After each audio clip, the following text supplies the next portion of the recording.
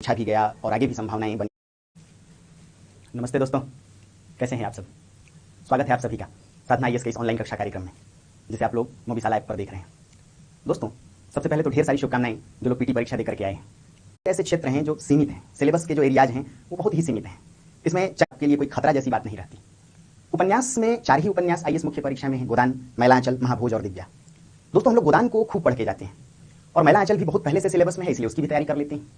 BPSC वगैरह देने जाते हैं, इस वजह से भी उसकी तैयारी ठीक ठाक हो जाती है। हालांकि शेखर एक जीवनी वहां है, फिर भी फणीश्वरनाथ रेणु को पढ़ते ही हैं हम लोग। किंतु 2001 और उसके बाद सिलेबस में 2 नए उपन्यास जुड़े हुए हैं, महाभोज और दिव्या, और इन दोनों से अब तक प्रश्न बहुत कम पूछे गए हैं। इन दोनों उपन्यासों में महाभोज को तैयार करना इसलिए ज्यादा फायदेमंद है, ऐसे आप दोनों को करें। फिर भी महाभोज को बहुत ढंग से तैयार कीजिए, क्योंकि यह निबंध लेखन में भी कई काम आ सकता है, कई लाभ दे सकता है। जैसे राजनीति का अपराधीकरण, अपराध का राजनीतिकरण, राजनीति और भ्रष्टाचार, इस प्रकार के, या दल बदल कानून, कई ऐसे मुद्दे हैं जो निबंध में भी पूछे जाते हैं। या आज की जो बदल रही राजनीतिक परिस्थितियां हैं उसको ध्यान में भी रख करके कई मुद्दे पूछ लिए जाते हैं। इसलिए महाभोज आपके लिए बहुत महत्वपूर्ण हो जाता है 2 कारणों से। एक तो इस पर बहुत प्रश्न अब तक पूछे नहीं गए, और दूसरी बात कि आज की बदलती हुई राजनीतिक परिस्थितियों को यदि देखें तो ये उपन्यास तो भी महत्वपूर्ण हो जाता है, आपके लिए बहुत फायदेमंद साबित होगा। दोस्तों, अपने सिलेबस में यथार्थवादी उपन्यासों को पढ़ना है, और यथार्थवादी उपन्यासों में यदि आप गौर करें तो 4 धाराएं हैं: मार्क्सवादी यथार्थवादी, मनोविश्लेषणवादी यथार्थवादी, आंचलिक यथार्थवादी, और चौथी धारा सामाजिक राजनैतिक यथार्थवादी उपन्यासों की। महाभोज भी एक यथार्थवादी उपन्यास है जिसका जुड़ाव सामाजिक राजनैतिक यथार्थवाद से है।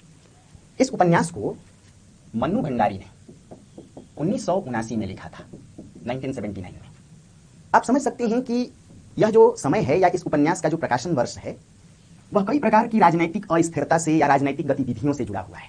दोस्तों, 1975 में राष्ट्रीय आपात की घोषणा हुई थी, और ठीक इसके बाद 1977 में जनता पार्टी की एक ढुलमुल सरकार बनी, या यूं कहें कि कई मिलीजुली राजनीतिक हस्तियों को लेकर के एक सत्ता काबिज हुई, और इसे नाम दिया गया दूसरी आजादी।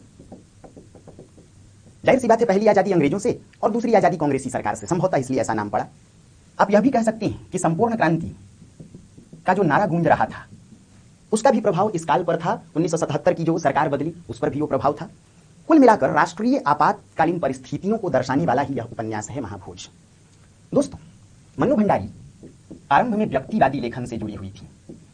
पारिवारिक समस्याओं, व्यक्तिगत जीवन में तनाव, दुख, दर्द, पीड़ा, अकेलापन जैसी समस्याओं को केंद्र में रख करके उपन्यास लिख रही थी। जैसे आपका बंटी विवाह विच्छेद या वैवाहिक संस्था के विखंडन पर आधारित उपन्यास है आपका बंटी। ऐसे ही 1 इंच मुस्कान आज के तनावग्रस्त जीवन में व्यक्ति की जो दशा है। मन्नू भंडारी ने महाभोज उपन्यास की भूमिका में लिखा कि अपने व्यक्तिगत जगत में बने रहना तथा आंतरिक जीवन के नाटक को देखना मुझे भी आश्वस्तिदायक लगता है, किंतु जब घर में आग लगी हो तो व्यक्तिगत जगत या अंतर जगत में बने रहना कुछ हद तक फूहड़, अश्लील और हास्यास्पद लगने लगता है। घर में आग का अर्थ है कि इस समय सामाजिक और राजनीतिक जो अस्थिरता थी, सत्ता पक्ष की जो निरंकुशता थी, उसको देखते हुए मन्नू भंडारी का व्यक्तिवादी लेखन सामाजिक राजनीतिक यथार्थवाद से जुड़ गया। महाभोज सामाजिक राजनीतिक, विशेष करके राजनीतिक यथार्थवाद को उद्घाटित करने वाला उपन्यास है। कुछ आलोचकों ने लिखा कि साहित्य में राजनीति को विषय नहीं बनाया जा सकता, किंतु मन्नू भंडारी ने एक महिला लेखिका होकर भी राजनीति के सूक्ष्म चित्रण, या यूं कहें कि भ्रष्ट हो रही राजनीति और उसके मुखौटाधर्मी स्वरूप का जैसा सूक्ष्म यथार्थ चित्रण किया है वह कहीं और नहीं मिलता। महाभोज शीर्षक अपने आप में सार्थक है। दोस्तों, महाभोज कहते हैं उस ब्राह्मण भोज या श्राद्ध भोज या मृत्यु भोज को, जहां किसी के आत्मीय, स्वजन या परिजन के गुजर जाने के बाद ब्राह्मणों को जिमाया जाता है, उन्हें भोजन पर आमंत्रित किया जाता है।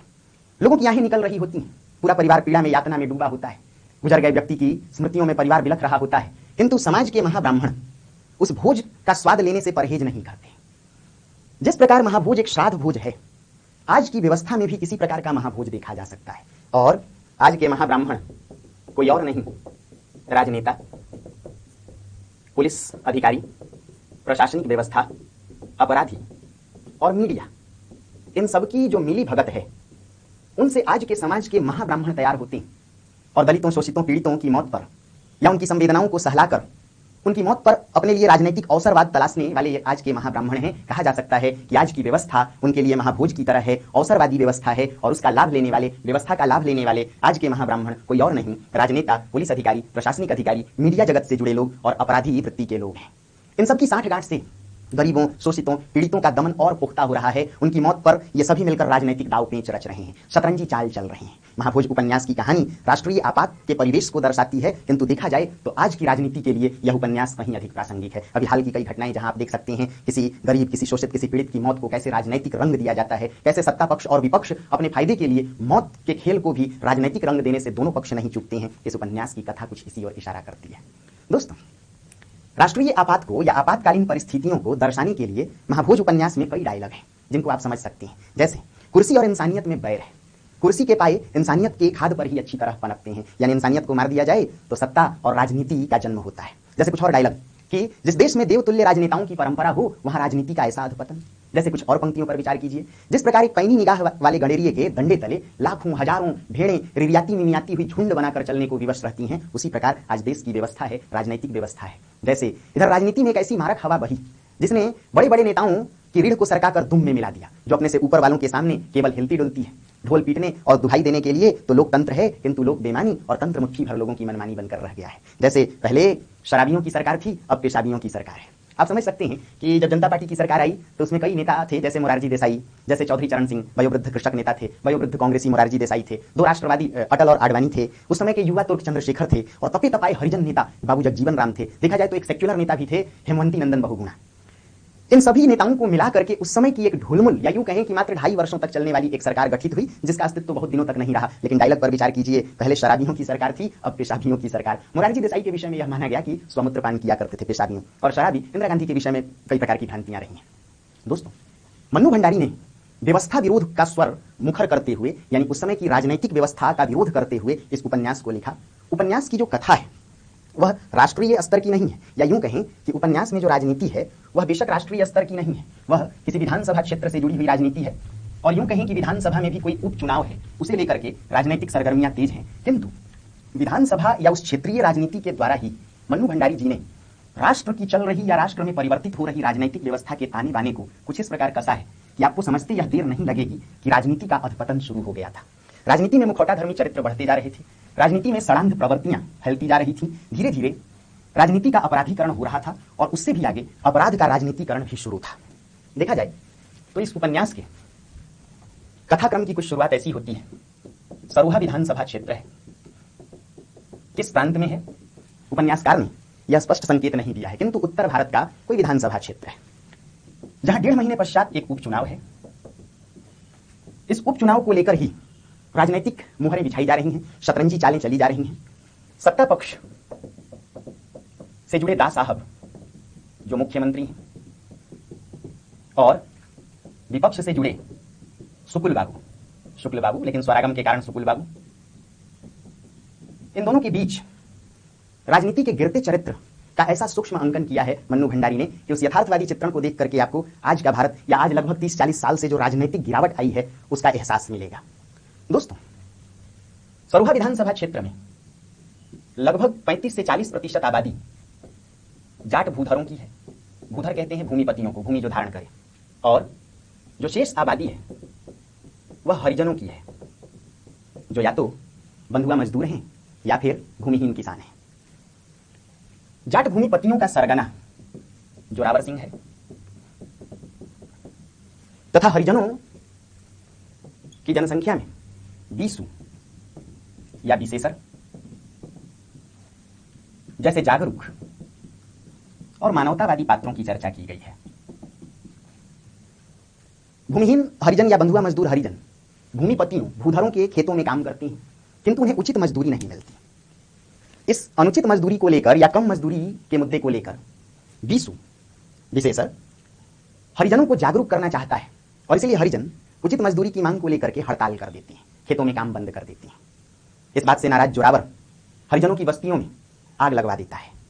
लेखिका की टिप्पणी है कि अगली सुबह झोपड़ियां जल करके हरिजन बस्ती की खाक में बदल जाती हैं, और इंसानों की लाशें मानो भुनी हुई मछलियों की शक्ल ले लेती हैं। बीसू आगजनी के साक्ष्य तक लगभग पहुंच चुका है, उसे मालूम चल चुका है कि आगजनी जोरावर ने ही कराई है, और जैसे ही वह साक्ष्य के निकट पहुंचता है कि उसके पहले ही जोरावर सिंह के द्वारा बीसू की हत्या करा दी जाती है, उसे चाय में जहर देकर के मार दिया जाता है, और यहीं से उपन्यास की कथा शुरू होती है। लेखिका की फिर टिप्पणी है कि सोए हुए आदमी और मरे हुए आदमी में फर्क ही कितना होता है, सांसों की डोर का। बीसू जैसा मानवतावादी चरित्र जो गांव के अनपढ़ बच्चों को, गरीबों के बच्चों को मुफ्त शिक्षा देता हो, उन्हें पढ़ाता हो, किसानों को किसी के खिलाफ जो भड़काता नहीं हो बल्कि उन्हें अवेयर करता हो, उन्हें जागरूक करता हो। किंतु आज की व्यवस्था ऐसे मानवतावादी मासूमों के पक्ष में खड़ी नहीं हो सकती। यह उपन्यास इसी बात का संकेत है। चूंकि जोरावर जैसे जाट भूधरों के वोट के कारण ही सत्ता पक्ष के दा साहब मुख्यमंत्री बन चुके हैं या मुख्यमंत्री पद पर काबिज हैं, इसलिए जोरावर को दा साहब का संरक्षण प्राप्त है। अब आइए बात करें शुक्ल बाबू या सुकुल बाबू की। सुकुल बाबू इस प्रांत के लगभग 10 वर्षों तक मुख्यमंत्री रहे। हरिजनों के वोट के कारण ही उन्हें जीत मिलती थी, किंतु पिछले चुनाव में हरिजनों के नाखुश हो जाने के कारण सुकुल बाबू चुनाव हार चुके हैं और अब सक्रिय राजनीति से उन्होंने संन्यास की एक प्रकार से घोषणा कर दी है। किंतु बीसू की मौत से जोरावर बीसू को मरवा देता है। बीसू की मौत ने मानो सुकुल बाबू को थाली में परोस कर अवसर दे दिया हो, और तब उनका अंधविश्वासी मन जो नीलम को धारण करने वाला है, नग और अंगूठियों पर भरोसा करने वाला है, उनका मन बीसू की मौत को लेकर कृतज्ञता के भाव से भर उठता है। उन्हें लगता है बड़े तेज मिजाज वाला है यह नीलम पत्थर, यदि माफिक ना आए तो पकड़ा बैठा दे, किंतु बैठा ना पहनने से देखो तो इस पत्थर को पहनते ही कैसे बीसू की मौत थाली में परोस कर मौका के रूप में आ गई हो। सुकुल बाबू इस मौत को अपने अवसर से जोड़ते हैं, राजनीतिक मंच के रूप में उसे देखते हैं और फिर राजनीति की ओर लपक लेते हैं। सिर्फ सरोहा विधानसभा में एक उपचुनाव है, उस उपचुनाव को लेकर, चुनाव भी नहीं उपचुनाव है, इसी उपचुनाव को लेकर सत्ता पक्ष और विपक्ष के बीच जो राजमाइश है, इसमें चाहे किसी गरीब की मौत हो कोई फर्क नहीं पड़ता। कोई अपराधी अपराध भी करके आए तो उसे राजनीतिक संरक्षण प्राप्त है। दा साहब के संरक्षण में है जोरावर सिंह जैसा अपराधी। इसलिए इस उपन्यास का शीर्षक है महाभोज। आज के राजनेता, अपराधी, मीडिया जगत से जुड़े लोग, पुलिस और प्रशासनिक अधिकारी सब मिलकर बीसू जैसे गरीबों का महाभोज उड़ा रहे हैं। बीसू जैसे मासूम दलितों की मौत को भी अपने राजनीतिक फायदे से जोड़ सकते हैं। इस उपन्यास की केंद्रीय समस्या यही है। दा साहब जो ऊपर से सभ्य, शांत और सौम्य दिखाई पड़ते हैं, उनकी वाणी इतनी सूती हुई है, जिस प्रकार शरीर उनका सूता हुआ है, शरीर पर एक भी इंच फालतू चर्बी नहीं है, उसी प्रकार उनके मुंह से भी एक भी फालतू शब्द नहीं निकलते, मानो एक एक शब्द को तौल तौल कर बोलते हैं। मुख्यमंत्री दा साहब इस उपचुनाव के लिए अपनी ओर से एक ऐसा प्रत्याशी खड़ा करते हैं जो लखन सिंह या लखन राम पूरी तरह अनपढ़ है, अयोग्य है, स्वार्थी है। उसकी सिर्फ इतनी योग्यता है कि वह दा साहब के पीछे उनका झोला ढो सके और पार्टी दफ्तर को सजा संवार सके, कुर्सियों को लगा सके, बिछा सके। मन्नू भंडारी ने यहां व्यंग किया कि आज राजनीति में आने के लिए किसी योग्यता की आवश्यकता नहीं है। जैसे महिला अंचल में फणीश्वरनाथ रेणु जी ने व्यंग किया कि अब महंत या संत बनने के लिए कहीं से पढ़े लिखे होने की आवश्यकता नहीं, जो चिलम पी सके, खंजड़ी बजा सके, वो भी महंत बन सकता है। उसी प्रकार मन्नू भंडारी जी ने, महाभोज की लेखिका ने भी यह संकेत दिया या यह व्यंग किया कि अब राजनीतिक योग्यता का कोई अर्थ नहीं है। शिक्षा, ईमानदारी, नैतिकता ऐसे मूल्यों के लिए या राजनीति में ऐसे मूल्यों के लिए कोई जगह नहीं। इसलिए दा साहब का प्रत्याशी लखन सिंह है, अनपढ़, निरक्षर, और सुकुल बाबू भी कुछ इसी प्रकार के प्रत्याशी हैं। फूहड़, अश्लील, सुरा और सुंदरी के अनन्य साधक, दोस्तों के बीच फूहड़ गालियों से भी परहेज ना करने वाले, ये वही सुकुल बाबू हैं जो घोर अंधविश्वासी हैं। और यहाँ तक कि कहीं ना कहीं इनमें प्रतिक्रियावादी राजनीति भी व्याप्त है, सवर्णवादी मानसिकता भी इनकी मुखर है, जो खुद ही कहते हैं कि नीची जात वालों का कोई भरोसा नहीं, एक तो इन्हें घेर घार के लाओ और पता नहीं ऊपर से ये ससुरे देहाती कब किस करवट बैठे। जोरावर की भी मानसिकता कुछ ऐसी ही है, जिसे दा साहब का संरक्षण प्राप्त है। जोरावर सिंह कहता है, दा साहब इन हरिजनों के बाप दादे हमारे बाप दादों के सामने सतत झुके रहते थे, झुके झुके उनकी पीठ कमान की तरह टेढ़ी हो जाती थी, और अब ये ससुरे आंखों में आंखें गाड़ कर बात करते हैं। यह सब बर्दाश्त नहीं होता। समझा जा सकता है कि मंच पर राजनेता खड़े होकर के सबको अपना बेटा तो बताते हैं, समाजवाद के नारे बुलंद करते हैं, साम्यवादी व्यवस्था का परचम लहराने की बात करते हैं, जाति, धर्म और वर्ण रहित एक स्वच्छंद, स्वतंत्र और समता पर आधारित समाज की कामना तो करते हैं, किंतु भीतर से एक नंबर के भेड़िए। दा साहब, सुकुल बाबू, जोरावर सिंह इसी राजनीति के पक्षधर हैं। बीसू अथवा विशेषर की हत्या को एक तरफ सुकुल बाबू राजनीतिक फायदे से जोड़ते हैं और कहीं ना कहीं यह दर्शाने की कोशिश करते हैं कि सत्ता पक्ष के द्वारा या सत्ता पक्ष के संरक्षण प्राप्त अपराधी जोरावर सिंह के द्वारा बीसू मारा गया है। बीसू मेरे बेटे की तरह था। आज के राजनेताओं के लिए कोई उनका बेटा नहीं, ये सिर्फ स्वार्थी हैं, मक्कार हैं, अवसरवादी हैं। किंतु दोस्तों, सुकुल बाबू से भी अधिक मक्कार दा साहब हैं। उनकी भाषा से, उनके शब्दों से, उनके सौम्य आचरण से उनकी मक्कारी का पता नहीं चलता। वास्तव में जोरावर सिंह को जानते हुए कि जोरावर ने ही हत्या कराई है, दा साहब अपनी ओर से उस इलाके के या उस प्रांत के सबसे ईमानदार पुलिस अधिकारी सीटीएसपी सक्सेना को नियुक्त करते हैं, ताकि जनता को इस बात का भरोसा हो जाए कि सत्ता पक्ष के द्वारा निष्पक्ष न्याय किया जा रहा है, मामले के तह तक पहुंचने की कोशिश की जा रही है। सक्सेना जब निर्णय पर पहुंचता है कि बीसू की हत्या हुई है, तो सक्सेना को सस्पेंड कर दिया जाता है दा साहब के द्वारा, और सक्सेना की जगह एक भ्रष्ट पुलिस अधिकारी डीआईजी सिन्हा को नियुक्त किया जाता है। यह सिन्हा दा साहब के इशारे पर हत्या को सबसे पहले आत्महत्या साबित करता है और फिर उस आत्महत्या को हत्या में परिवर्तित करते हुए यह प्रमाण देते हुए कि बीसू की आत्महत्या यह नहीं है, बीसू ने आत्महत्या नहीं की है, बल्कि बीसू की हत्या ही हुई है, किंतु हत्यारा कोई और नहीं, बीसू का मासूम निरपराध दोस्त बिंदा उर्फ बिंदेश्वरी प्रसाद है। समझ सकते हैं बिंदेश्वरी या बिंदेश्वरी तत्सम शब्द में।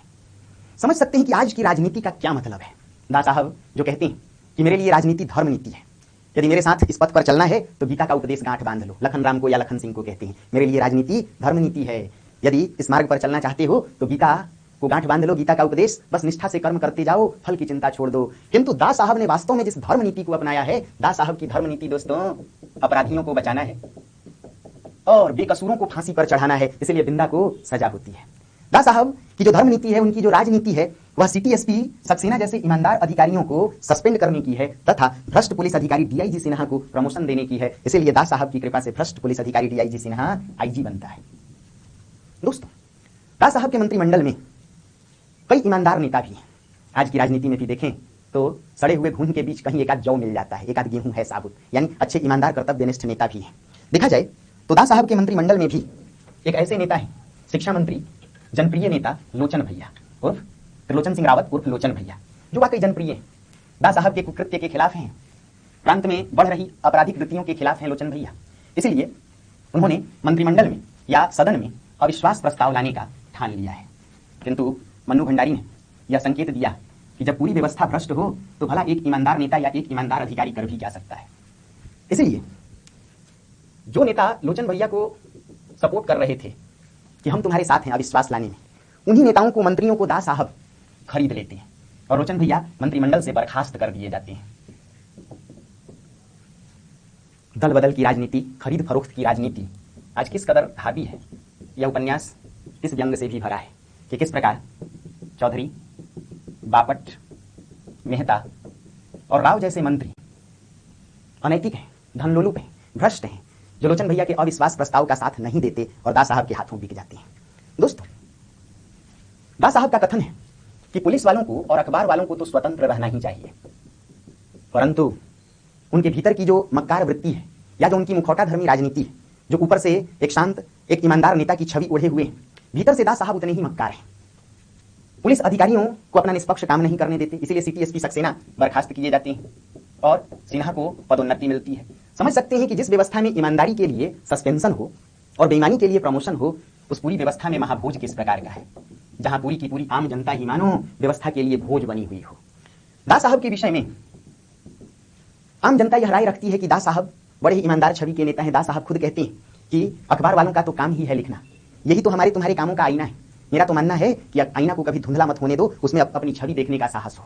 कहते हैं दास साहब निंदक नियरे राखिए, मैं तो भाई कबीर के दोहे का कायल हूं, निंदक नियरे राखिए। परंतु सच्चाई यह है कि दास साहब अपने निंदकों को कभी बख्शते नहीं।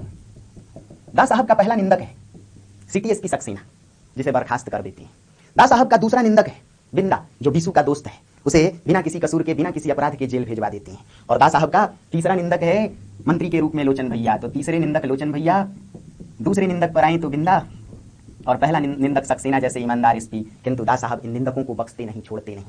जो ऊपर से तो कहते हैं कि अखबार हमारे तुम्हारे कार्यों के आईना है, परंतु अखबार के रूप में महाभोज में मीडिया कर्मियों पर भी व्यंग किया गया है कि आज का मीडिया जगत किस प्रकार बिका हुआ है, किस प्रकार आज के मीडिया कर्मी सिर्फ टीआरपी बढ़ाने के लिए कुछ भी कह सकते हैं, झूठ को सच और सच को झूठ साबित कर सकते हैं। महाभोज उपन्यास में ऐसे ही दत्ता बाबू, जो मसाल के संपादक है, मसाल समाचार पत्र है, दत्ता बाबू को भी दास साहब कोटे के कागज और सरकारी विज्ञापनों का प्रलोभन देकर खरीद लेते हैं।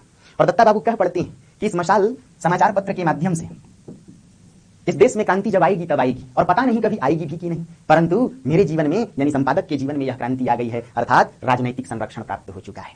दोस्तों, इस उपन्यास के अंत में 3 राजनैतिक पार्टियों की चर्चा है।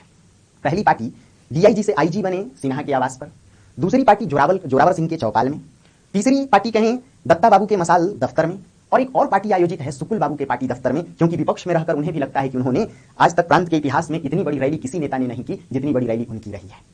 उपन्यासकार ने यहाँ यह व्यंग किया है कि महाभोज वास्तव में ये पार्टियां हैं, जनता को ठग कर, जनता को छल कर, उनकी मासूमियत को हताहत करके, उन्हें आहत करके, उन्हें मौत के मुंह में ढकेल कर, मासूम निरपराध लोगों को जेल भेजवाकर, ईमानदार अधिकारियों को सस्पेंड करके, बर्खास्त करके, ईमानदार नेताओं को बाहर निकाल करके भ्रष्ट बेईमान लोगों को संरक्षण दिया जाना ही आज की राजनीतिक पार्टी है या आज की राजनीति का सबसे बड़ा महाभोज है। इसलिए उपन्यास में इन 3 पार्टियों की चर्चा है। दास साहब कहते हैं मैं जिसका हाथ पकड़ता हूं उसे बीच रास्ते में नहीं छोड़ता, परंतु समस्या यह है कि दास साहब जैसे नेता यदि हाथ पकड़ते हैं तो जोरावर जैसे अपराधियों का, डीआईजी सिन्हा जैसे बेईमान अधिकारियों का, राव चौधरी और बापट जैसे बेईमान नेताओं का। आज के राजनेता ईमानदार कर्तव्यनिष्ठ अधिकारियों का हाथ नहीं पकड़ते, बिंदा और बीसू जैसे मासूम जनता का हाथ नहीं पकड़ते। इन्होंने हाथ पकड़ा है, थामा है तो सिर्फ अपराधियों का, निराला की कविता यदि आप पढ़ें, राम की शक्ति पूजा, तो उसमें पंक्ति है, अन्याय जिधर है शक्ति उधर, यानी अन्याय के पक्ष में उस कविता में महाशक्ति दुर्गा खड़ी है। आज की महाशक्ति दोस्तों राजनीति और लोकतंत्र में है, किंतु आज की राजनीति, आज का लोकतंत्र यदि देखा जाए तो पूरी तरह अपराधियों, अत्याचारियों और अन्यायियों के पक्ष में खड़ी है। आज की महाशक्ति इन्हीं अपराधियों को संरक्षण दे रही है। कुछ आलोचकों ने लिखा कि इस उपन्यास में दास साहब का चरित्र कुछ इस प्रकार महिमा मंडित किया गया है कि मानो उनका चरित्र पूरे उपन्यास में छा सा गया है और इसकी केंद्रीय समस्या दलित समस्या या शोषण की समस्या दब कर रह गई है। बिल्कुल इस बात में संदेह नहीं किया जा सकता। मानो पूरे उपन्यास पर दास साहब की जो भव्यता है या उनके चरित्र की जो भव्यता है वह एक भव्य फ्रेम की तरह, एक छतनार वृक्ष की तरह वह चरित्र छा गया है और बीसू बिंदा की आहें मानो दब कर रह गई हैं। सुकुल बाबू दास साहब के विषय में कहते हैं कि यूं तो धोती के नीचे सभी नंगे होते हैं और इस ससुरी राजनीति में धोती के ऊपर भी लोग नंगे होते हैं। समझिएगा, यूं तो धोती के नीचे सभी नंगे होते हैं, परंतु इस ससुरी राजनीति में लोग धोती के ऊपर भी नंगे होते हैं। और दास साहब, उनकी तो धोती के नीचे भी एक धोती मिलेगी, खाल खींचो तब जाकर इस गीता बांचने वाले की नंगई उभरेगी। समझा जा सकता है कि आज के राजनेता जनता के बीच बैठकर कभी धर्म के नाम पर, कभी समाज वर्ग के नाम पर, कभी जाति और संप्रदाय के नाम पर, कभी किसी को बहलाते फुसलाते हैं तो कभी सांप्रदायिक हिंसा, घृणा, उन्माद फैलाकर अपने राजनीतिक अवसरों को धार देते हैं। दास साहब ऐसे ही मुखौटा धर्मी राजनेताओं के प्रतिनिधि हैं, जो कहने को तो जनता के नुमाइंदे, परंतु वास्तव या वास्तविकता यह है कि इनकी जो राजनीति है वह पूरी तरह भ्रष्ट है, धनलोलुप है, गरीबों का खून चूसने वाली है। दोस्तों, उपन्यास की कथा जब आप पढ़ेंगे तो उसमें एक यह भी संकेत है कि बीसू जो अपनी बाल सखा रुकमा से प्रेम तो करता था, किंतु पिछली सरकार के द्वारा उसे नक्सली घोषित करके जेल भेज दिया गया था और अब की सरकार ने तो उसे मरवा ही दिया। उस निरपराध मासूम बेकसूर बीसू की गलती सिर्फ इतनी थी कि वह सच का साथ देता था, गरीबों को जागरूक करता था। शहर से आए महेश शर्मा जो कास्ट और क्लास स्ट्रगल पर शोध कर रहे हैं, महेश शर्मा का कथन है सिटी एसपी सक्सेना के आगे कि सर वह किसी को भड़काता नहीं था, वह बम और बारूद की राजनीति नहीं करता था, वह तो लोगों को सिर्फ अवेयर करता था। आज आम जनता को अवेयर करने वाला व्यवस्था का सबसे बड़ा शत्रु है। जो आम जनता को जगाए, समझ लीजिए वह सरकार की आंखों का सबसे बड़ा कांटा है। व्यवस्था से जो द्रोह मोल ले, व्यवस्था का जो विरोध करे, उसे व्यवस्था हजम नहीं कर पाती। ना तो पिछली सरकार ने बीसू को पसंद किया, ना इस सरकार ने। किंतु बीसू रुकमा से प्रेम करता था और जब नक्सली बनाकर उसे जेल भेज दिया गया तो रुकमा का ब्याह बिंदा से कर दिया जाता है। यह बीसू कहीं से भी प्रतिशोध लेने वाला चरित्र नहीं। बिंदा जब गांव में आकर रहने लगता है रुकमा के ही, तो बीसू बिंदा या बिंदेश्वरी को अपना प्रतिस्पर्धी या प्रतिद्वंदी नहीं समझता, ना ही वह प्रेम में असफलता के कारण कोई प्रतिशोध लेने का भाव रखता है, बल्कि वह तो बिंदा को भी अपना मित्र बना लेता है। ऐसा जीवंत चरित्र है बीसू। दोस्तों, उपन्यास के अंत में एक संकेत है कि सिटी एसपी सक्सेना बेशक बर्खास्त हैं, सस्पेंड हैं, किंतु आगजनी, हरिजनों की बस्ती में आगजनी और बीसू की हत्या के साक्ष्यों को लेकर उनके हाथ में एक ब्रीफकेस है और रुकमा जो अब बिंदा की पत्नी है, उस रुकमा के साथ रेल के सेकंड क्लास डिब्बे में बैठे हैं जो गाड़ी दिल्ली जाने वाली है। उपन्यास के अंत में एक भाव है कि अग्निलिक जलती रहेगी, वह खत्म नहीं होने का नाम ले। यह अग्निलिक उस न्याय की संभावना का संकेत है कि बेशक चाहे यह भ्रष्ट व्यवस्था, आज के महाब्राह्मण राजनेता, पुलिस, प्रशासनिक अधिकारी, अपराधी, मीडिया जगत के लोग आम जनता का चाहे कितना भी शोषण दमन कर लें, किंतु न्याय की ललक अब भी मन में है, जिजीविषा अब भी है, जो मरी नहीं है, जानने की भी इच्छा है और जीने की भी इच्छा है। देखना है जोर कितना बाजुए कातिल में है। उपन्यास इसी बिंदु पर आकर के खत्म हो जाता है। दोस्तों, आलोचकों ने यह माना कि क्या इस उपन्यास की जो चेतना है वह दलित चेतना है। तो देखा जाए तो 1979 में यह उपन्यास लिखा गया था। आप कहीं से यह नहीं कह सकते कि इस उपन्यास में दलित चेतना जागृत हुई है। उस समय ना तो हरिजन एक्ट आया था, ना दलितों को लेकर के एसटी एससी कोई विशेष प्रकार का कानून लागू हुआ था। यदि दलित चेतना की बात करें तो वह एक राजनीतिक शब्द है जिसमें कहीं ना कहीं समाज को दो वर्गों में बांट करके एक प्रतिक्रियावादी सोच भी है, किंतु इस उपन्यास में कहीं से भी दलित चेतना नहीं है, समाज को बांटने की कोशिश नहीं है, बल्कि इस उपन्यास में तो मानवतावादी चेतना है। बीसू और बिंदा जैसे दलित समाज से प्रतिशोध नहीं लेते। बीसू चाहे गांव का छोटा हो या बड़ा हो, वह किसी के प्रति मन में प्रतिक्रियावादी भाव नहीं रखता। बीसू या विशेषर गांव के सभी बच्चों को मुफ्त पढ़ाना चाहता है। बीसू चाहे सवर्ण हो, चाहे भूधर हो या गांव का कोई हरिजन व्यक्ति, वह सबसे संवाद बनाए रखता है। जोरावर जैसे अपराधियों और शोषकों से भी वह लगातार संवाद बना के रखता है। वह तो सिर्फ उचित मजदूरी की मांग करने वाला है। बीसू की सोच बम और बारूद की नहीं। इतना ही नहीं, यदि इस उपन्यास में कहीं से दलित चेतना की जागृति होती तो बीसू के पिता हीरा भी प्रतिक्रियावादी सोच का परिचय देते, किंतु हीरा का जो कथन है या हीरा की जो सोच है वह पूरी तरह मानवतावादी है, आस्थावादी है, परंपरा को बचाने की कोशिश में पिता हीरा की सोच है। बीसू के मरने के बाद भी पिता हीरा किसी को दोष नहीं देता। हीरा कहता है कि का बताई सरकार, हमार पढ़ल लिखल लड़का बीसू चला गवा, बहुते पढ़ा रहा सरकार। वही करमाई का तो रोई रोई के बुरा हाल हुई गवा है, यानी वह बहुत पढ़ा लिखा था, 14 क्लास यानी बीए पास था, उसकी मां रो रो करके हलकान हो गई है। कहता है कि का बताई मुद्दा, हमारा दुख कोई नहीं जानत। अपने दुख की बात करता है हीरा, लेकिन यह वही हीरा है जिसके कारण समाज में आज भी मानवतावाद जीवित है। हीरा कहता है आगे, लेकिन सरकार खेती का जो नुकसान होता रहा उसका कोई कैसे सह सकत है। अर्थात मजदूरों के हड़ताल पर चले जाने से जोरावर जैसे भूमिपतियों या भूधरों को जो कृषि का नुकसान झेलना पड़ रहा था, इसी के कारण बीसू की हत्या हुई है। वह बीसू के हत्यारे को दोष नहीं देता, खेती के नुकसान को दोष देता है। समझा जा सकता है कि हीरा जैसे लोग आज भी समाज में जीवित हैं, जिन्हें अवर्ण सवर्ण की राजनीति नहीं आती है, जिन नेताओं का चंगुल समझ में नहीं आता है, जो समझते हैं समाज को बचाने की कोशिश कैसे की जाए। इसलिए खेती या कृषि ऐसे मानवतावादी व्यक्तियों के लिए मुख्य है। बेटा बेशक मर गया हो, लेकिन समाज के प्रति कोई घृणा या प्रतिक्रियावादी सोच नहीं है। यह वही हीरा है जो यह भी कहता है जब पूछता है सिटी एसपी सक्सेना, किंतु लोग तो कह रहे हैं कि तुम्हारे पुत्र की हत्या जुड़ाव है, इस पर कहता है अब तो सरकार हम क्या बताएं, यानी मुझे नहीं मालूम किसने मारा। समझ सकते हैं कि इस उपन्यास में दलित चेतना नहीं है, इस उपन्यास में मानवतावादी चेतना। कहीं ना कहीं मन्नू भंडारी ने यह संकेत दिया है कि राजनीति चाहे कितनी भी कुत्सित हो, आज की व्यवस्था चाहे कितनी भी भ्रष्ट हो, धनलोलुप हो, चाहे वह कितनी भेड़िया वृत्ति से जुड़ी हो, किंतु आज का गरीब, आज का शोषित कहीं ना कहीं अपनी मानवतावादी जमीन छोड़ने को तैयार नहीं है। वह प्रेम, दया, भाईचारा के तत्वों से आज भी लवरेज है, किंतु राजनीति बांटकर, आपस में लड़ाकर, सेंध डालकर, समाज में वर्गत खाइयों को उत्पन्न करके सिर्फ अपने लिए अवसरों के फिराक में है। तो क्या मैं उम्मीद करूं कि महाभोज समझ में आया। देखिए, तो इसमें 4-5 बातें बहुत प्रबल हैं। सत्ता और विपक्ष की राजनीति, आप देख सकते हैं राजनीतिक गिरावट किस प्रकार की है, किस प्रकार राजनीति भ्रष्टाचार से जुड़ती जा रही है, उसमें अपराधियों से साठगांठ की प्रवृत्ति जग रही है। किस प्रकार आज की राजनीति या व्यवस्था भ्रष्ट पुलिस और प्रशासनिक अधिकारियों को सपोर्ट कर रही है, अपराधियों को महत्व वहां दिया जा रहा है, वहां बेकसूर निरपराध जनता के लिए स्थान नहीं है, ईमानदार नेताओं के लिए कोई जगह नहीं है। आप यह भी कह सकते हैं कि यह जो उपन्यास है कहीं ना कहीं आज की राजनीति के लिए पूरी तरह प्रासंगिक है। दोस्तों, महाभोज पर जो प्रश्न पूछे जाते हैं, मन्नू भंडारी रचित उपन्यास महाभोज के प्रश्नों में जो सबसे चर्चित प्रश्न है वह है महाभोज की केंद्रीय समस्या पर चर्चा करें, या इस उपन्यास की मूल संवेदना पर चर्चा करें, या फिर किन अर्थों में महाभोज की केंद्रीय चेतना दलित चेतना है, या फिर किन अर्थों में महाभोज व्यवस्था विरोधी उपन्यास है या राजनीतिक यथार्थवादी उपन्यास है, या किन अर्थों में यह व्यवस्था या राजनीति के प्रतिपक्ष में खड़ा उपन्यास है। कुल मिला के इसकी मूल संवेदना या इसके प्रतिपाद्य पर चर्चा करें, या किन विचारों का इसमें प्रतिपादन हुआ है, उपन्यासकार मन्नू भंडारी के उपन्यास महाभोज के मूल भावों की समीक्षा करें।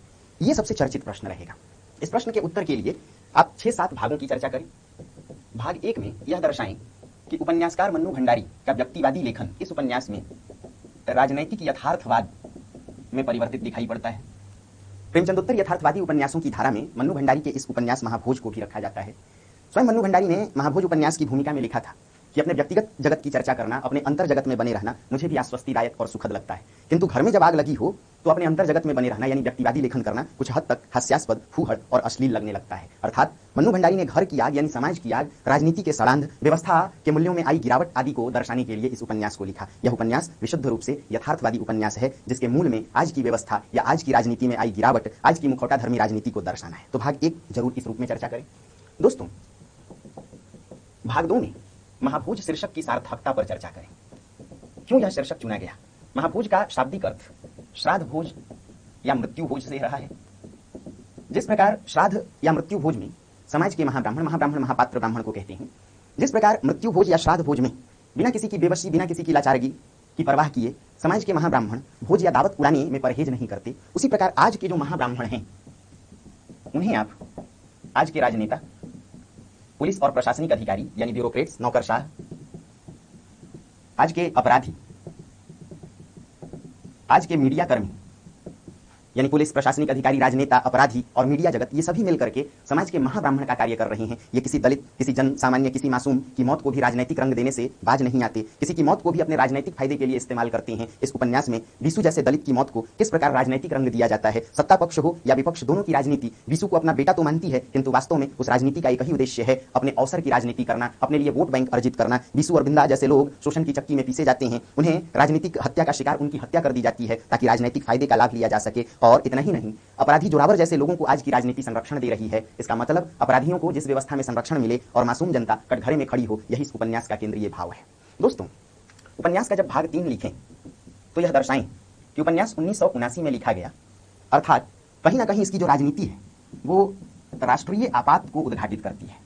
राष्ट्रीय आपातकालीन परिस्थितियों में राजनीति की जो दुर्दशा हुई, राजनीतिक मूल्यों की जो हत्या हुई, राजनीतिक निरंकुशता जिस प्रकार से बरकरार देखी गई, यह उपन्यास उन्हीं भावों को उद्घाटित करने की कोशिश करता है। इस उपन्यास के कुछ संवाद ऐसे हैं जो आपातकालीन परिस्थितियों को उद्घाटित करती हैं। उन संवादों को आप जरूर लिखें उत्तर लिखते समय। याद रखिए कि गद्य खंड के उत्तर लेखन में आपको संवाद बढ़िया अंक दिलाएंगे। तो अगर डायलॉग आप लिख रहे हैं तो समझिए कि आपके अंक बढ़ रहे हैं। जैसे कुछ पंक्तियों की चर्चा, पहले पेशाबियों की सरकार थी, अब शराबियों की सरकार है।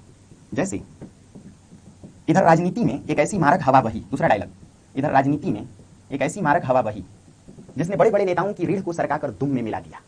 ढोल पीटने और दुहाई देने के लिए तो लोकतंत्र है, किंतु लोक बेमानी और तंत्र मुट्ठी भर लोगों की मनमानी। तो आप इस डायलॉग का भी प्रयोग करें। जैसे एक पैनी निगाह वाले गणेरिये के डंडे तले जिस प्रकार लाखों हजारों भेड़े रिरियाती मिमियाती झुंड बनाकर चलने को विवश होती हैं, उसी प्रकार आज की व्यवस्था है, यानी निरंकुश, पूरी तरह से तानाशाह आपातकालीन परिस्थितियां जो देश के लिए दमघोंटू बनी हुई थी।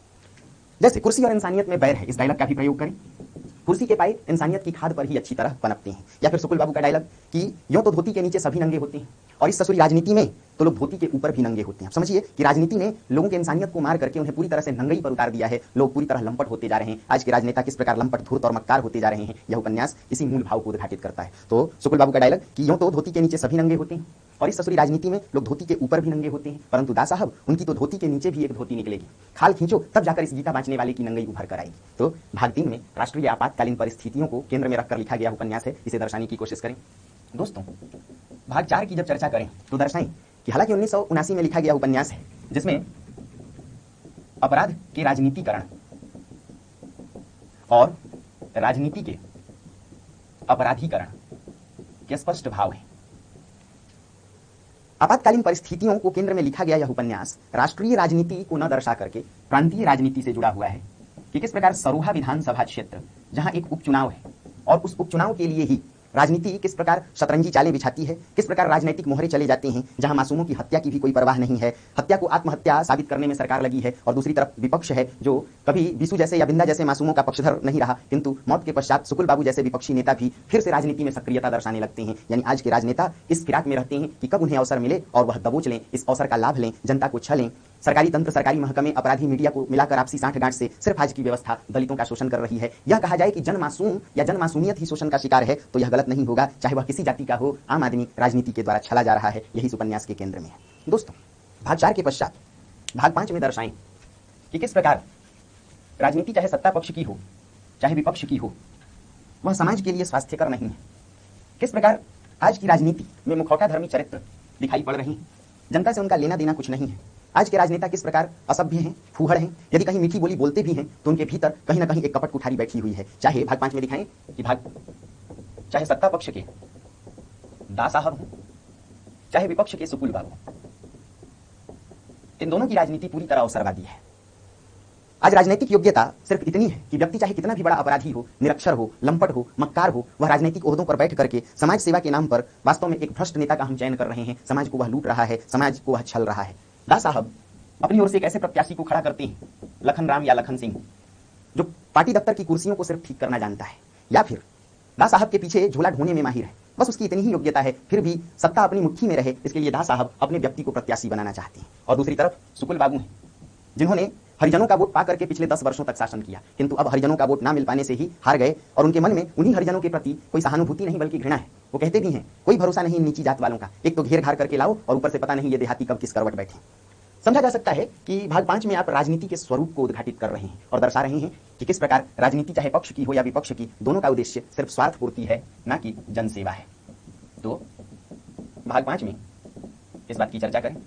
दोस्तों, भाग 6 जब लिखें तो आज की व्यवस्था के यथार्थ को उद्घाटित करें कि किस प्रकार आज की व्यवस्था है। आज की व्यवस्था में अपराधियों के लिए संरक्षण है, आज की व्यवस्था में भ्रष्ट अधिकारियों के लिए प्रमोशन है, किंतु उसी व्यवस्था में ईमानदार अधिकारियों के लिए जगह नहीं है, मासूम जनता के लिए जगह नहीं।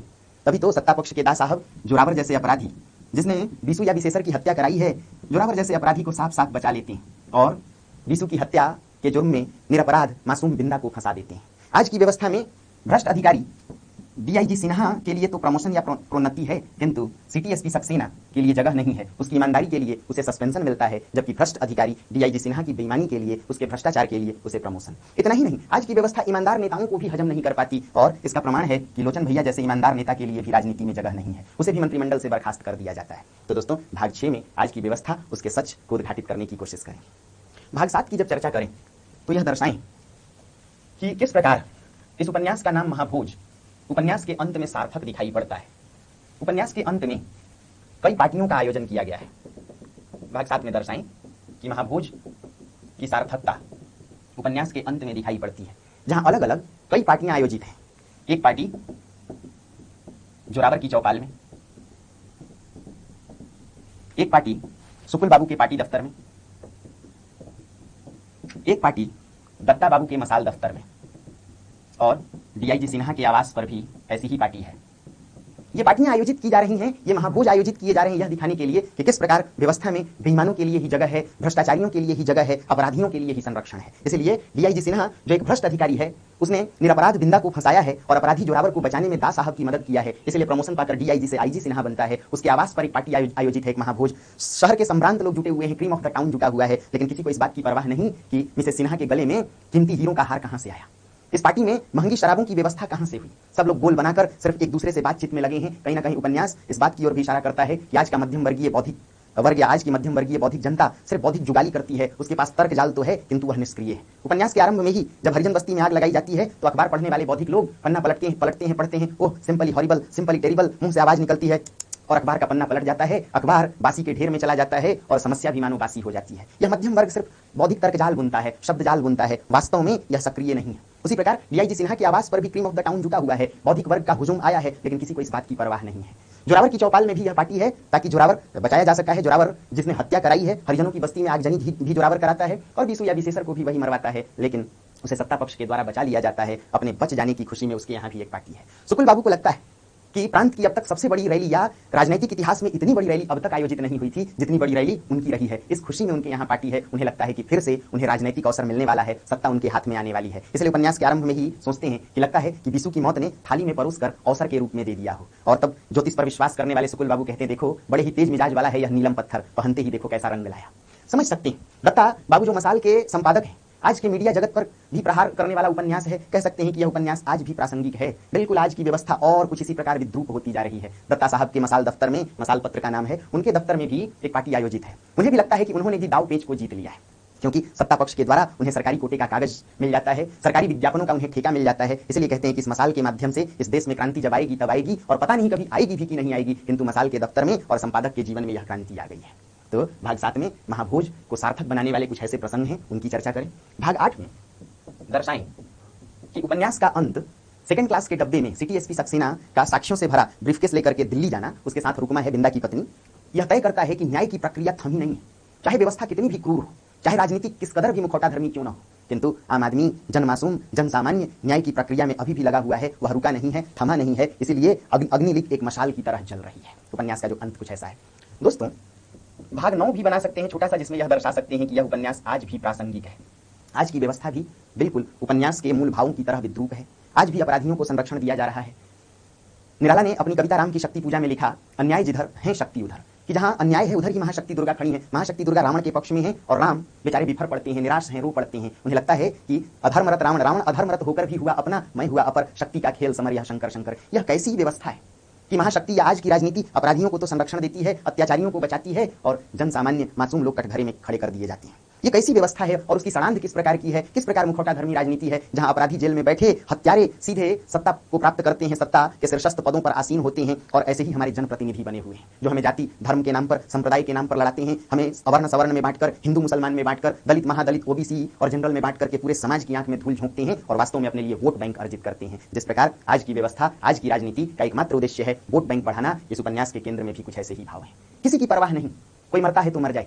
अभी पिछले कुछ दिनों से आप घटनाओं को देख रहे होंगे, कहीं कोई मासूम बच्ची जिंदा जला दी जाती है, कहीं किसी मंदिर का पुजारी जिंदा जला दिया जाता है। हम और आप तो चुपचाप बेवकूफ की तरह एक दूसरे से लड़ रहे हैं जाति के नाम पर। कभी हमें लगता है कि दलित जला दिया गया, कभी हमें लगता है कि सवर्ण। वास्तव में यहाँ ना तो कोई दलित है ना सवर्ण, आम जनता आज की व्यवस्था के लिए ही दलित है। आम इंसान, जन सामान्य आज की व्यवस्था के लिए महादलित है, महादमित है। और सत्ता पक्ष पर काबिज ये लोग, व्यवस्था से जुड़े लोग, चाहे वो अधिकारी हों, चाहे नौकरशाह हों, चाहे मीडिया कर्मी हों, राजनेता हों, पुलिस प्रशासनिक व्यवस्था से जुड़े लोग हैं, यही समाज के आज के महाब्राह्मण है। और आम जनता तो बीसू बिंदा की तरह दलित है। फिर भी समाज आपस में लड़ भिड़ रहा है, क्योंकि राजनीति और व्यवस्था के छल छदमों को हम और आप समझ नहीं पा रहे हैं। कहीं ना कहीं मन्नू भंडारी का यह उपन्यास महाभोज इस ओर इशारा करता है कि राजनीति या आज की व्यवस्था आम जनता की मौत को अपने लिए राजनीतिक मोहरे की तरह इस्तेमाल करती है। उस राजनीति को आम जनता से कोई लेना देना नहीं है, उसके दर्द से, उसकी पीड़ा से कोई लेना देना नहीं। जनता मरती है तो मरे, ये आ जाते हैं सिर्फ हमारे दर्द को सहलाने के लिए, ताकि सहलाकर हमारे दर्द को, घावों को और खुरेच कर जनता को कहीं ना कहीं आपस में लड़ाकर ये सत्ता पर काबिज हो सके। तो ये प्रश्न बनेगा, महाभोज की मूल संवेदना, क्या महाभोज वास्तव में आज भी प्रासंगिक है? और क्या महाभोज की केंद्रीय चेतना दलित चेतना है? जैसा कि अभी थोड़ी देर पहले आपको बताया था कि वास्तव में महाभोज में दलित चेतना नहीं, क्योंकि ना तो उस समय 1979 में हरिजन एक्ट बना था, ना दलितों के लिए ST/SC कोई एक्ट बना था। देखा जाए तो इस उपन्यास में दलित वर्सेस सवर्ण की राजनीति भी नहीं है। यदि देखा जाए तो दलितों के मन में कोई आक्रोश भी नहीं है। क्यों? क्योंकि उस समय आम जनता अब भी राजनीति को नहीं समझ पाई थी, जैसा कि आज भी नहीं समझ पाती है। तो कितनी बातें समझ में आई, इसको लिख करके देखिए।